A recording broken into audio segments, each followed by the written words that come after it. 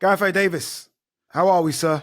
Well, it's a quiet old time in boxing at the moment, isn't it? Goodness gracious. I'm very well. I got a little bit cold on Saturday night and cycled away from the arena after from the stadium after the event and tried to get a little bit of rest yesterday, but there were a lot of people wanting to talk about the fallout of Benn Eubank Benn. And then today Mm. I was trying to have a day off and we're recording Monday night. I have not stopped all day because of the announcement of, and it's in this order: Jake Paul versus Anthony Joshua in Miami on December the 19th. So I'm well. I've had a good week, like you, round the Eubank Benn fight. Looking forward to getting into this. How are you? I'm good. Like you, shattered. I felt like the whole Ben Eubank fight weekend. I said this to you. I think we embraced, didn't we, on Saturday, and that little chat as we, did our respective bits for talkSPORT and DAZN. And I'm like, people don't understand how much a fight week takes out of you because you are always up and down. You're asking questions. You're trying to stay busy. So then that obviously stopped. And then today I've been in Manchester for the Moses Talma Jermaine Franklin press conference. I did a couple of face-offs for him and Ezra Taylor versus Willie Hutchinson. And then I've just quickly made my way back, did a bit of a live on the YouTube. And as you say, we're recording this, people, at nearly 9 p.m. in the evening, just so we can get this one out to you because loads has happened. And then my phone just kept on going crazy. So that Anthony Joshua is fighting Jake Paul in America, Miami to be precise, December the 19th. And I'm like, okay, boxing just doesn't stop. It really doesn't. It doesn't, and it also brings up massive stories as this story kind of emerged from the Coppinger tweet for the Ring last week that Anthony Joshua and Jake Paul was close to being signed. As you say, December the 19th, press conference on Friday this week in Miami. I happen to be there anyway because I'm going there for BKB 48. Lucas Brown is fighting a guy called Gustavo Trujillo, a brilliant Cuban fighter for the BKB bare knuckle. I'm going to work on the broadcast bare knuckle heavyweight championship. But I am going to peer over the wall in Miami at that press conference and watch Jake Paul clearly going to be playing the villain and playing the heel against Anthony Joshua and winding him up no end for the next couple of weeks before. It's not far away. That's what's great about it. It's a month away. But I wrote a column last week, just to put the background to me on it. I wrote a column in the Telegraph last week saying, and I need to get into this with you because you belong you're the president almost, or at least the vice president of the Anthony Joshua fan club. And I think Spencer Oliver's the president, and you're the vice yeah. Spencer is the chairman and everything. The chairman, yeah. I wrote a column saying I think it will affect his legacy, and it could potentially really dent his legacy as a boxer. We can get into that. Yes and no in lots of ways for taking the Jake Paul fight, because this isn't Francis Ngannou. It's not the former UFC heavyweight champion, a cross-code fight. This is Jake Paul, who's beaten by Tommy Fury, who is about to fight a man who's a foot smaller than Anthony Joshua and about 7 stone lighter than Anthony Joshua. So he's got cojones to do it, but it's a very, very odd matchup. Hand on heart, great for Anthony Joshua earning, I understand, 25 million. There's some very big figures going out there today. I understand it's 25 million to fight Jake Paul. It was a no-brainer for them. They couldn't say no, but I don't think these kind of fights should be licensed. I don't know what you feel about it. Yeah, there's a couple of things to get into what you just said. Firstly, the idea of Jake Paul and AJ doing sort of going back and forth. Jake Paul will destroy AJ in the verbals. Like if AJ thought Jarrell Miller was bad, wait till he gets on stage with Jake Paul, who will say literally anything. And it's going to be interesting to see how AJ handles that, because he's never been quite used to that. When people do try and go verbals with him, he tries to get physical with them. He can't do that with Jake Paul. So it's going to be interesting to see what he does. As for it tarnishing AJ's legacy, if he doesn't get him out there in a round, maybe so. Like if this goes beyond a couple of rounds, then maybe. What are you saying, 2? You think if it goes beyond 2? Look what he did to Francis Ngannou in 2 rounds. If he's not as conclusive with Jake Paul as he was with Francis Ngannou, with that hellacious viral knockout, that huge right hand that came all the way from east to west and landed on Ngannou's chin and put him to sleep. If he doesn't produce that, people are going to start booing in the arena. People are going to start booing him at home. People are going to start questioning what's the matter with him, because this guy isn't even Francis Ngannou. So he's got to be really conclusive and go out there, because that's what people are watching for him to end Jake Paul's boxing career. Yeah. I wonder if, and someone asked me this just a few moments ago, I wonder if Jake Paul, like, seriously just looks at AJ as damaged goods. Like, sometimes I wonder how they view AJ, the Americans. I've always felt they kind of didn't rate him after the Ruiz fight. Obviously, Andre Ward called him out, didn't he, a few months ago? And I wonder if Jake Paul looks at AJ and thinks, well, I was there when you got knocked out by Dubois. You're not what you used to be. I just, it's a crazy call-up, but there's a part of me that thinks, is Jake Paul crazy enough to think he can actually beat AJ? I think he is crazy enough to think he can beat him. He'll give it all that stuff. You were knocked out and beaten up and demolished, and you've been away for 14 months in the weeds, not being able to show your face, not being able to box again. And the thing is, the weird thing about this is that AJ had his huge moment in 2019 against Andy Ruiz, and it went horribly wrong at Madison Square Garden when we all had an adrenaline dump that night. Late replacement Andy Ruiz. Jake Paul's such a big name in America that if Anthony Joshua, and he's damned if he does and he's damned if he doesn't knock him out early, he could actually create some resonance for himself in America through this and become a bit of a name again in America. It might lead to the Wilder fights, you never know. If Deontay Wilder's there. It's one of those bizarre circus fights where Joshua's going to earn a massive payday, a massive pay packet, against a fight where he's 1-12 on, and Jake Paul's 6-1, which is really weird odds anyway. I think 1-12 is printing money. Honestly, like, if I had to spare 120 grand, and I think 1-12, I'd make 12 grand. I'm so, like, I've never felt so sure about something. Like, surely 1-12 for multi-millionaires. You know, like when you see like Floyd Mayweather and Drake putting down $10 million bets. Surely this is just printing money. Is Jake Paul going to land a big punch? Absolutely not. I know, but you say that, right? I know. I'm saying this as the president of the AJ fan club. But exactly, and the vice. Oh, you're the president now. Okay, well that's fine. President. I'd make you the chairman and president. And so AJ psychologically knows he can beat Jake Paul and knock him out. He knows he's one of the most dangerous finishers. He is one of the most dangerous finishers on earth. If he was still active, he'd still be in the top 10. If he hadn't been out a year, he'd be in the top 10 of the heavyweights in the world. Maybe at 5 or 6 right now, you know. But he's out of the Ring Magazine rankings because he hasn't fought for over a year. He ought to just go in there and deal with him handily. It's the guy that lost to Tommy Fury on points. He's got a little bit better, Jake Paul. I know, it seems almost ludicrous. It's the most bizarre thing. It's massive, though. It's massive. It'll do probably 50 million views on Netflix. It's going to be enormous. But will he underestimate Jake Paul psychologically? That's the weird thing.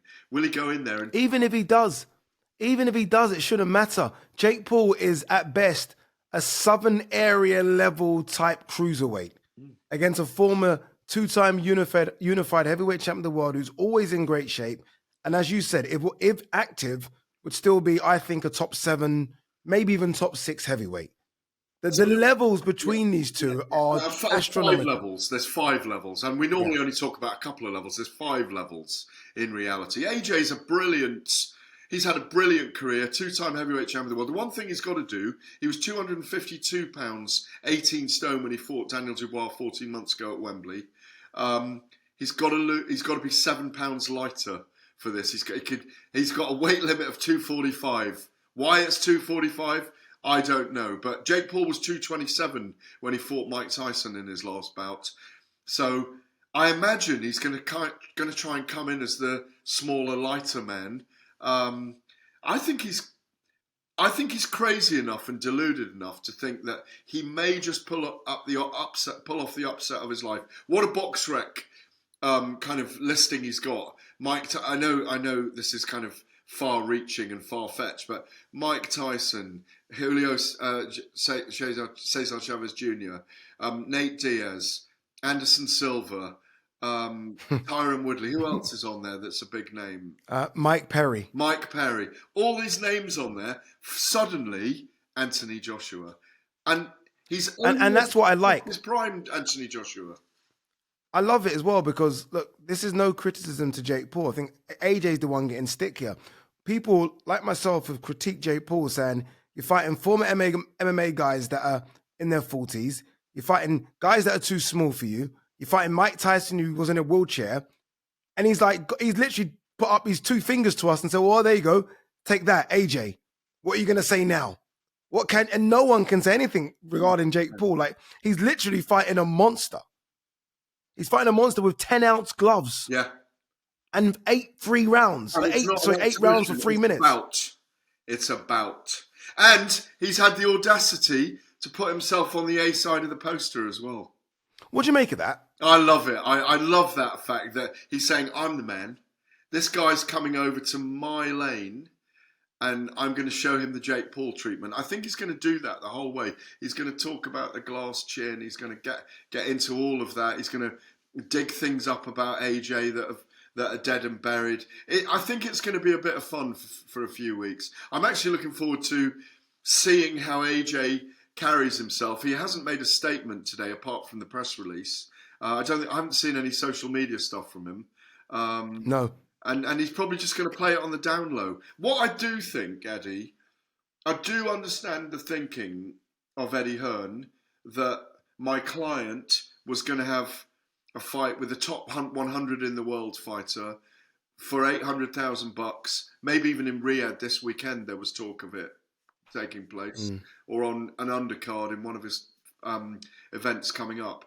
But he's getting 10 times the amount, 20 times the amount, maybe even 30 times the amount if there's an upside to it as well, to fight someone who probably isn't even as good as that person, that journeyman he was going to face. So for me, as long as he does line up a proper warm-up fight next year and he does fight Tyson Fury next September, and that's still not signed, by the way, on good authority, he won't destroy his legacy. But if this is his last fight, because he decides, you know what, I'm not going to bother after this, I think it will be a strange end. I don't think it will be the end, but if it is, it's going to be a very strange end.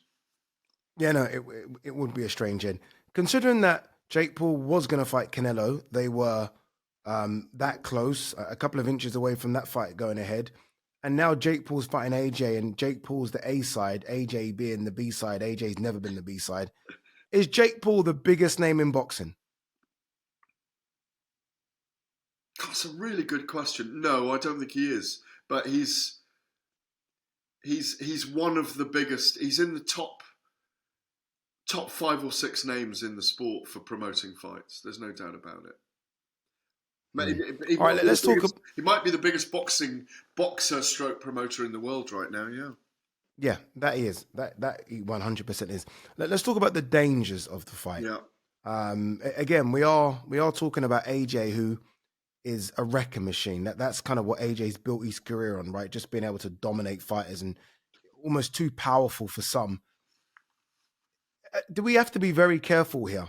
Like this fight, I remember speaking to the British Boxing Board of Control over the weekend, saying they wouldn't sanction this fight if it was in the UK because of the dangers of it. In America, anything goes, right? You can just go to any commission, they'll get it over the line.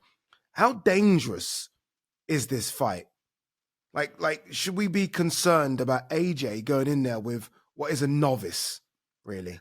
There's a couple of factors to this. I spoke to Robert Smith as well today for a big Telegraph piece I've done, and he said they'd have to consider it as a board, but there's no way he thinks they'd ever sanction it if it was happening in the UK. If Jake Paul had come to him and said, we've got Wembley Stadium booked, can we do it? He said the stewards would have turned it away because there are risk factors to Jake Paul, and it sets a bad precedent. I agree with that. Obviously, Florida, or I hope they've got the permission of Florida already, because it would be foolhardy to sign the contract. The only thing about it is, if Anthony Joshua beats Jake Paul up, I don't think it's going to be a long 24-minute beat down. Yeah, I think he's going to hurt him one and stop him punch. on the ropes. I think it'll be quick. I hope it's quick, and it has to be quick. Do you think he'll show him mercy and go to the body? No, I don't think Anthony Joshua is going to dilly-dally around like that and go, I better go to the body. I don't think they're signing clauses behind the scenes to make this a moody or a movie, or make it a kind of an agreement fight. It's not. I'm just wondering, not necessarily that, but I'm just wondering if AJ sees Jake Paul on the rope staggering, I'm thinking, does he just think, oh, f it, let me just go to the body? No. Or does he go for the kill and take his head off? He can't be embarrassed against Eddie, so he's got to get the job done. And hopefully he goes in there thinking like a wrecking machine. Wow. Dana all White, right, how long is this fight? Dana White even weighed in, didn't he? Didn't know it was happening. Someone asked him when Islam Makhachev beat De La Maddalena on Saturday night at Madison Square Garden. They said, have you seen the latest Jake Paul fight? He said, who's he fighting? Anthony Joshua. Oh, I'll be watching that, he said, for obvious reasons, because I want to see that kid get knocked out. So that's why people are watching. It's weirdly exciting, the prospect of it, isn't it, for so many fans? 100%. That's why it will do bigger numbers than Canelo Crawford. How many rounds does it have to go by for it to get embarrassing and silly for AJ? If it ticks into round 3, is this now beyond repairable? Is this now stupid? Well, you shouldn't be able to get odds on Jake Paul winning on points, should you? You know? No. And it should not be as small as, what was it? What did you say? What was it? What was the number? 6-1? I think it's something like, what is it? I think it's something like 20-1. How can it not be like 1,000-1? I know. Like 6-1. I know it's a 2-horse race here, but that makes absolutely no sense. It's the same odds as Johnny Fisher and his next opponent, believe it or not. I never believed, we were both several times on our show talked about this, we never believed we would actually see Gervonta Davis in a ring with Jake Paul. We're so close now.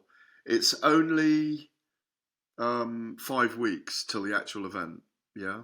Or less than 5 weeks, actually. I think it's 4 weeks on Saturday, or 3, is it 3 weeks on Saturday? 4 weeks on Saturday. Was it the 19th? 4 weeks on Saturday. It's only a month.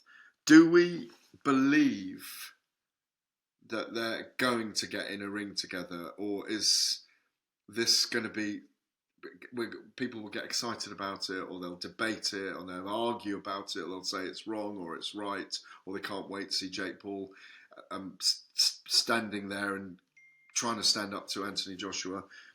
Do we really believe it's going to happen? I do. Where there's money, there's always room for something to happen, and I feel like this generates too much money. I feel like the interest now, that the internet, I mean, you've seen it, the net's blown up because of this. Like when Gervonta was announced, it didn't really blow up like this. This is blown up now, and it's cross-Atlantic, isn't it? It's transatlantic. This is blown up in America and in the UK. Gervonta only really blew up in America and not in every state. This is blown up around the world. And this has gone global. So I think this happens.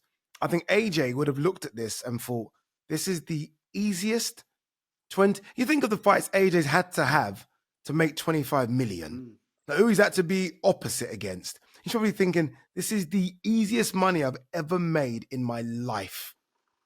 Like, why not? Just why not?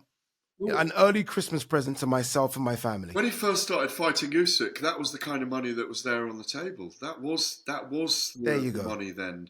Obviously, with Turkey al-Sheikh and Saudi Arabians getting involved, that money was elevated, almost doubled for them for some fights. So we believe, so we are led to understand. It's as Eddie's. I am told. Sorry, Gareth. I am told Jake Paul hits like a truck. Well, maybe we'll find out. Maybe Joshua. All he has to do is find out. Oh God, that would be. The thing is, when you're that big, if you hit like a truck, you can knock anyone out. What happens? If What AJ, does happen to AJ then?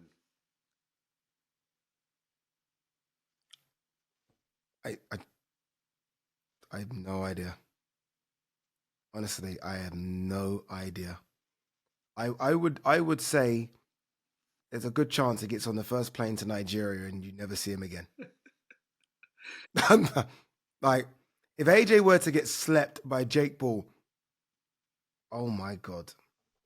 Anyway, the meltdown online. And AJ, I don't know how mentally strong he is, but even it would be too much for him. It'd be too much for Eddie. I think everyone would turn off their social medias. I think it'd be too much for everyone. It'd be too much. Too much for me. I mean, I'd probably get on that plane to Nigeria with him. Well, as Eddie, all right. As Eddie says, Jake Paul's crazy enough to do it. It's an early Christmas treat for Anthony Joshua. He's got to go out there and do it. Now, there's always jeopardy when Anthony fights, and there is pressure on him. I don't care what anyone says. He can't go in there with no pressure. There's pressure on him. There is a severe amount of pressure on him to get it done early. Like people are saying, it has to be done in the first minute. So there is a huge amount of pressure. All right, look, more of that to come. As Gareth said, we are a month away on Saturday, so we're not that far away from it, and we will build up to it and build up to it and build up to it. And Gareth hopefully will be out for their presser on Friday, so he'll be able to come and report back to us next week. Let's park the AJ story for a while because there are other big boxing stories to talk about, and none really bigger on this side of the world anyway than Conor Benn beating Chris Eubank Jr. in front of 60,000 at the Tottenham Hotspur Stadium. 50 Cent was there, Mr. James Bond himself, Pierce Brosnan, Jason Statham, Guy Ritchie. There was a who's who. Thierry Henry was there. The talkSPORT boys were there as well as myself. And it was a great night of boxing. The main event didn't deliver, Gareth, but the undercard certainly did. It did. And I've got to correct you on one thing. It's 50, not 50. Yeah. 50. You are correct. 50. You are correct. It's 50 Cent. 50 Cent. Fiddy used to come to a lot of Bellator events. He's a great character. We'll come to the main event in a minute. Great performance by Ishmael Davies in a very close fight against Sam Gilly. Young Mikey Talon looks a terror at flyweight, continues to look that way. Ishmael Davies gave everything against Jack Catterall. And ended up, we were concerned about him. Eka Usman. Sorry. Eka Usman knocked through the ropes and we were concerned about him at the end of that great fight with Jack Catterall. Wow, there's no surprise that people call him the Engine because, his nose was busted, his face was a mask of claret and he just kept on going. Jack Catterall with a cut eye, it was red rag to a bull for Esserman, who kept on going. It was a brilliant, brilliant night of undercard fights. Richard Riakporhe made easy work of Tommy Welch. It was a cold night, but it wasn't a long card.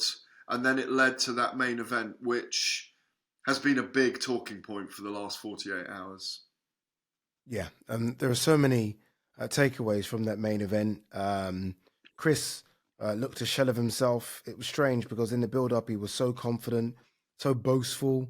I remember the weigh-in, it was like KO Eubank. I spoke to Napa, his manager, friend, bodyguard, and Napa was like, yeah, he's in the best shape. You wait. He wasn't great last time round. You wait to this time round. And you could see from the very first round, there was a problem. Like you could see the way he was back. The first fight, I remember watching the first fight, they were trying to almost who would dominate the center ring. This time, Chris immediately went to the back foot. And I was like, what's going on here? So I don't know if it's the weight cut. I don't know if it was the damage done in the first fight. I don't know if it's the age, but there was something wrong. Well, definitely a combination of those things. And there was no snap in his punches. He was listless from the beginning. He had power and timing in that first fight. He was able to stop Conor Benn in his tracks with his jab in that first fight back in April at times in the early rounds when Conor Benn was coming on and being, fast and vicious and rapacious and tenacious. You were watching the first 2 rounds, 3 rounds, 4 rounds to Benn going, we need a rally here. What are you doing? Why are you letting him? Are you letting him punch himself out? No, it just wasn't there. He was a ghost of the fighter he was 7 months ago.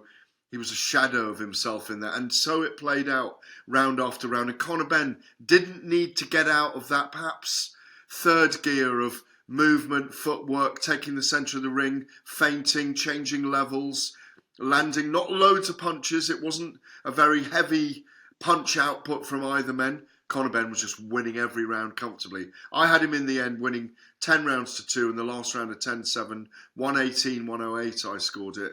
Clear victor.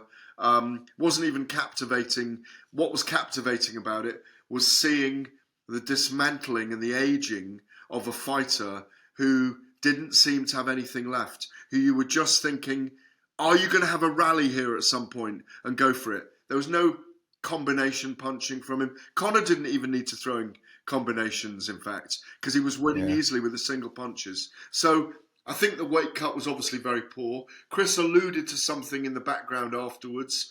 I think he did struggle with the weight. And I think looking back on him on the scales now, maybe he did look a bit thin and emaciated with retrospect.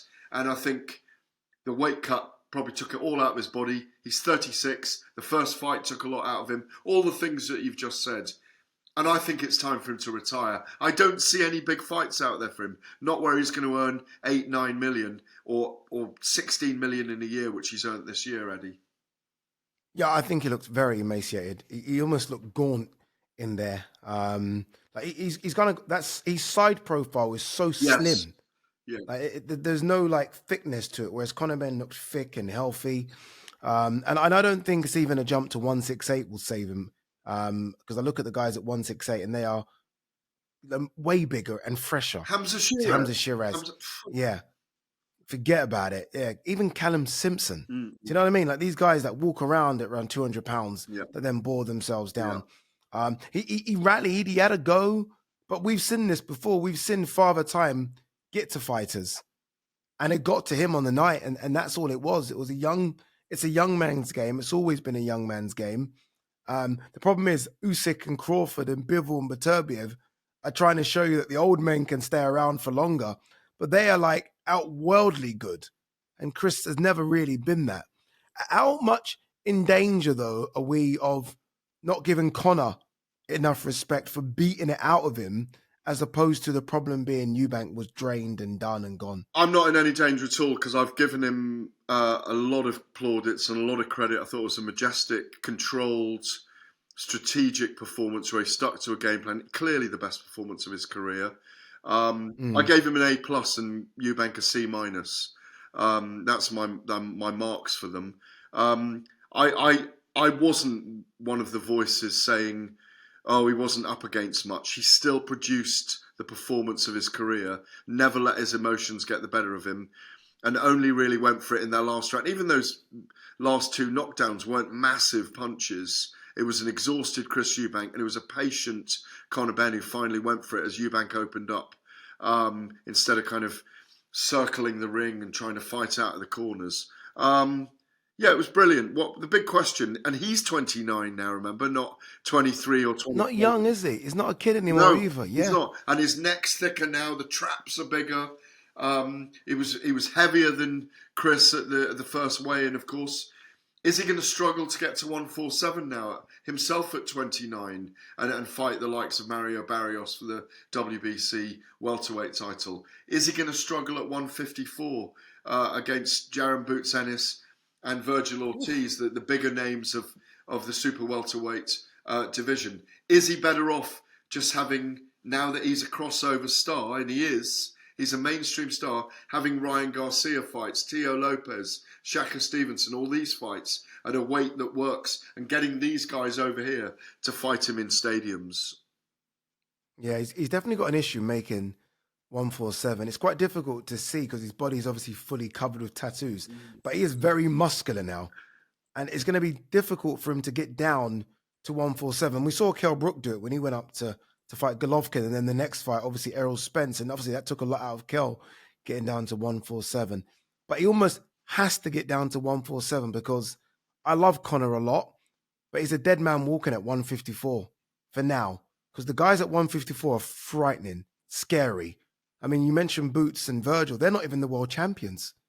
The world champions, Fundora and Bakram Yeah.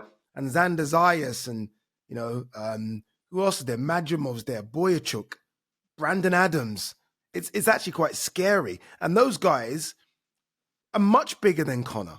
Probably even much bigger than Eubank. They're really big guys that boil themselves down into the weight. So I think he has to somehow get down to 147. And if he can do that, I think he can beat the likes of Rolly Romero and Mario Barrios. I think he's got a chance against them. Maybe even Lewis Crocker. Yeah, well, those Lewis Crocker as well. I was about to mention Lewis Crocker. But the biggest problem for Conor Benn, he says it's not the money now, but the creating the legacy and getting the world title. I think he should just think about being a prize fighter. If he can win a world title at 147, as you say, against a Lewis Crocker or a Mario Barrios, he wants the WBC crown that Barrios holds, and he's a really big name. You get Barrios to come over here now because that'll sell out easily the O2 Arena or the Co-op Live or be it an outside stadium if they're going to do it next year. Then he can float at a 150 and have prize fights. I want to see him against Ryan Garcia. I think that's a terrific matchup. The power of Garcia, fights quite upright against Conor Benn, who's going to come in, tenacious, rumbustious, letting his hands go. He's got a fan-pleasing style, and that'll never change. And he'll always fight like that. So I think he was the popular man, the people's champion on Saturday night, and his stock rose again. 100%. And in the 3 years since the emergence of that test when they were first going to fight, how different, from their two fathers who fought 3 years apart, the storyline of those two, 7 months apart, but 3 years in the making that fight. I've told you the stats before. Chris Eubank Sr. fought 11 times in world title fights between the two Benn Eubank fights, and Nigel fought 11 times with 4 world title fights. So times have changed. It's a great one that Benn, after 35 years, has notched up a victory for the family. A little bit of argy-bargy with the fathers in the end, a little bit of spice towards the end, and Nigel Benn absolutely sick to the back teeth of Chris Eubank Sr. again after 35 years. It's funny because Conor said that about Chris Eubank Jr. that I'm sick of seeing him. And I'm like, are you really? Aren't you going to miss this? And he went silent a little bit, thinking about it. And he said no, but I think he really wanted to say, yes, I might miss it. Because ultimately it's made him millions. They've fought in front of 60,000 people. The presses have been electric. We've been engaged. I mean, fighters want to fight for money, but you want to be in fights that you're up for, fights that are not boring, fights that are entertaining. And I think Conor will miss it. I think he'll reflect on it and realize that he's going to miss this rivalry. I'm going to miss it. I think people of another generation are going to miss this Benn Eubank rivalry because now, I guess, it's full stopped. That's it. It's over. Well, for me, what's happened, to put a cap on it, and I like this as a headline, Conor Benn's grown up and Chris Eubank's grown old. All right, a couple of big stories to run you through, including Britain having another world champion. We'll get to that. But I guess the surprise news from last week, just a few days after we recorded, was that Joseph Parker had tested positive for cocaine. Obviously, in the midst of his fight with Fabio Wardley, Joseph Parker's released a statement, and obviously that he's going to, adhere to all the stipulations, and his team are going to look at it and blah blah blah. What fighters normally do.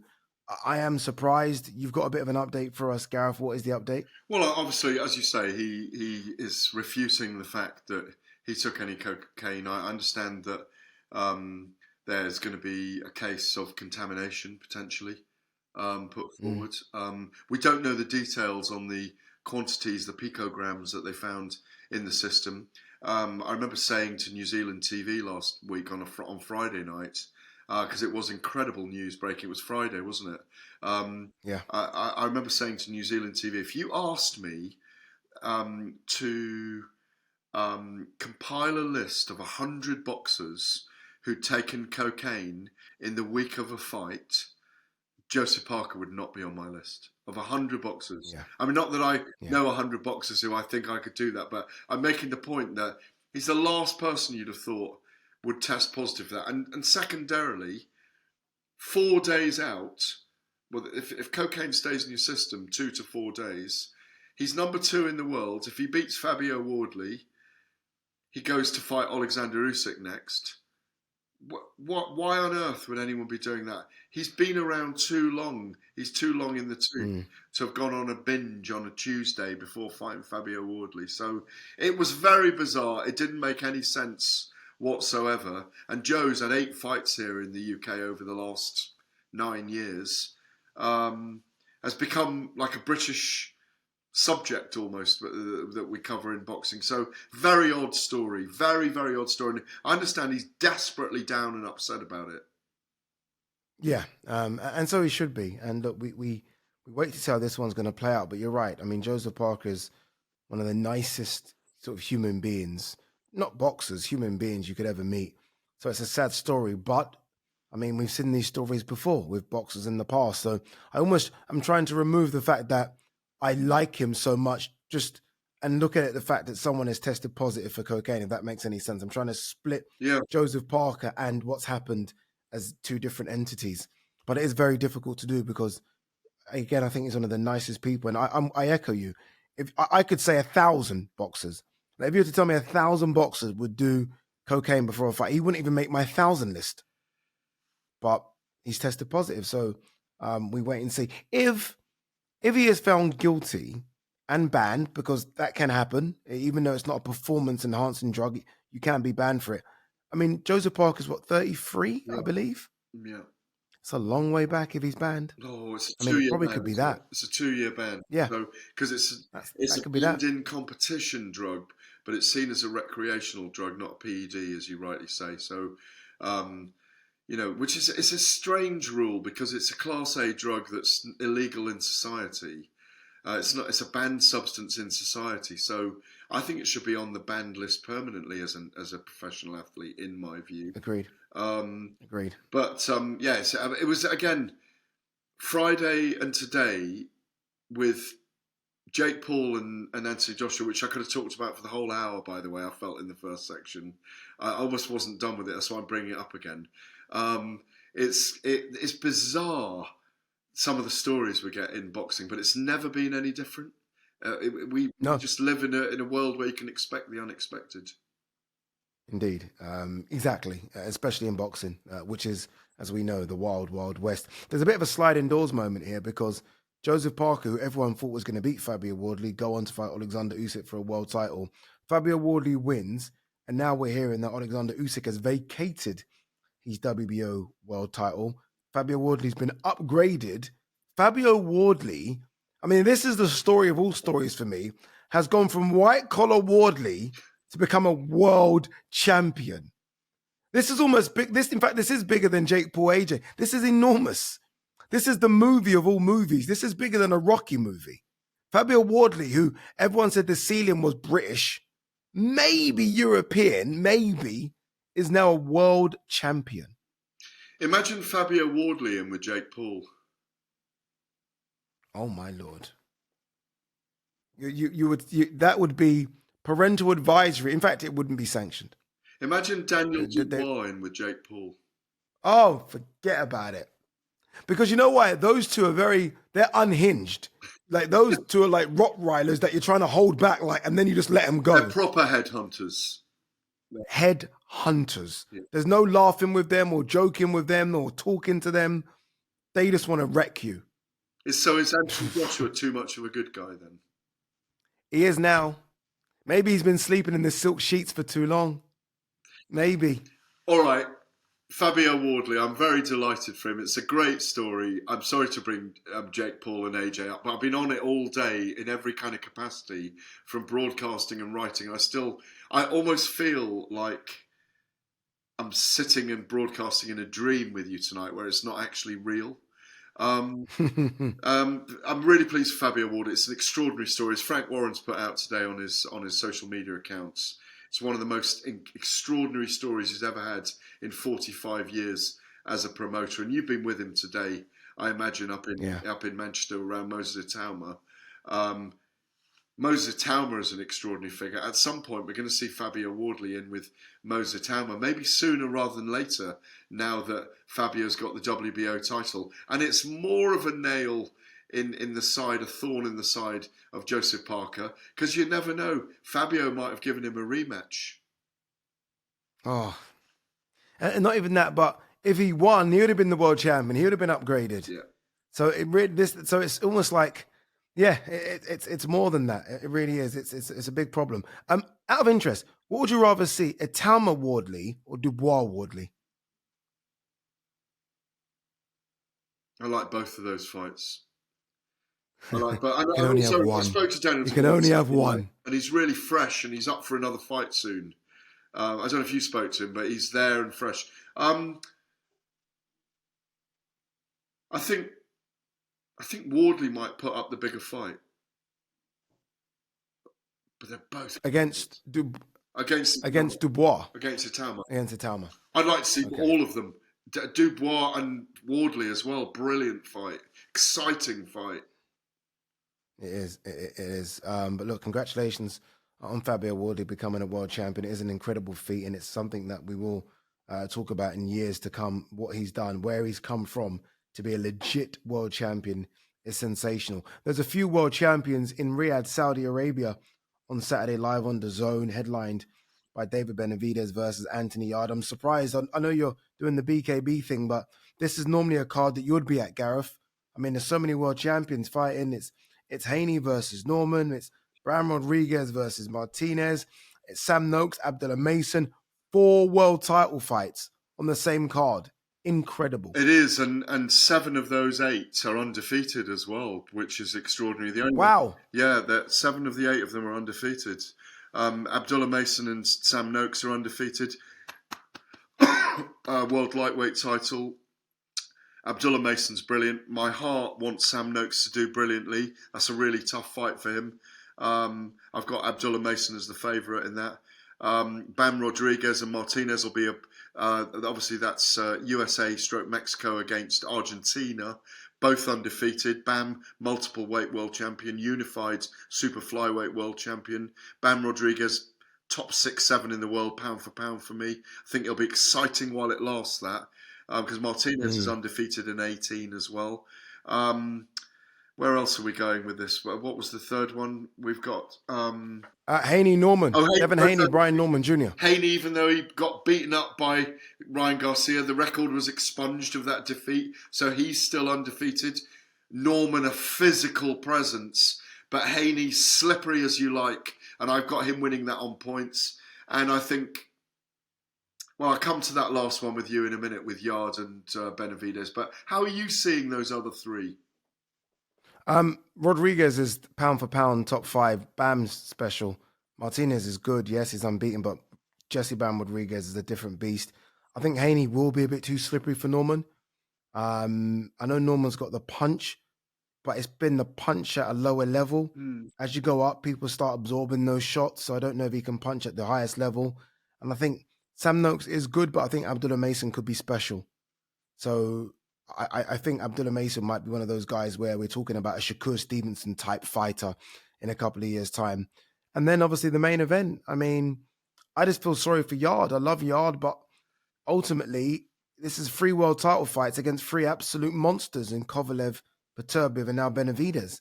I mean, lesser fighters have won world titles against easier opponents.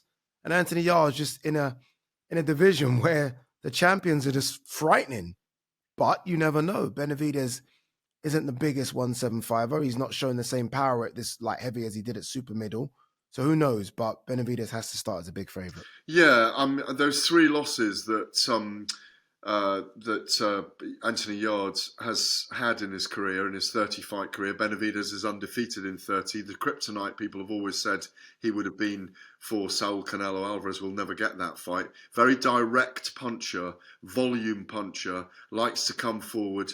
He's very good on the inside as well and on the mid-range, and does hit hard. But yeah, it's a good point you make about the difference of being up at light heavyweight, 175 as opposed to 168 super middleweight, where he really was a monster. Anthony Yarde's 3 losses.